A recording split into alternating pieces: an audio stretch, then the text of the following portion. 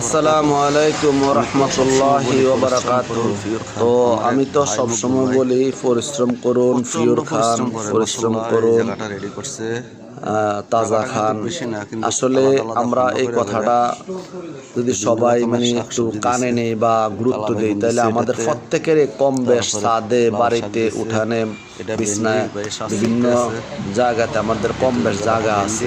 আমরা চাইলে আমার এই মকবুল ভাই দেখেন, আলহামদুলিল্লাহ দীর্ঘ 1-1.5 মাস অনেক পরিশ্রম করে এই জায়গাটা এত সুন্দর করে রেডি করছে। এখানে অনেকগুলা আইটেম উনি সবজি দিছে, মূলা দিছে, দেখেন এগুলা মূলা, এরপরে এখন আবার আপনার ভেন্ডি দিতে আছে, আর ধনিয়া কিছু রেডি হয়েছে, কালো বেগুন আছে, তারপরে সুয়াই আছে, কিছু বড় হয়েছে, কিছু উঠাইতেছে, কিছু খাইতেছে, কিছু বিক্রি করতেছে। ভাই ধারাবাহিক এই জায়গাটাতে কন্টিনিউ পরিশ্রম করতে আছে। তো যাদের কাজ নাই বা কাজ আছে, মাঝে মধ্যে আমরা চাইলে আমরাও একটু জায়গা রেডি করতাম পারি।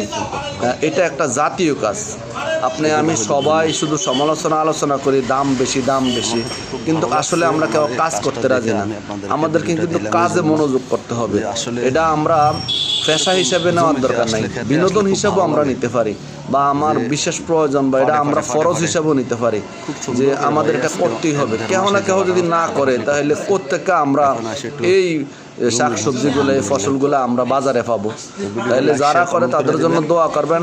আর আমাদের যদি সুযোগ থাকে, আমরা অবশ্যই একটু জায়গা হইলেও আমরা রেডি করব, যেন আমরা নিজের হাতে শাকসবজি লাগাইয়া নিজের হাতে আমরা খাইতে পারি। এটার স্বাদ আলাদা, এটার ঘ্রাণ আলাদা, এটার বিষয়টাই আলাদা। সবাইকে ধন্যবাদ ভিডিওটা দেখার জন্য।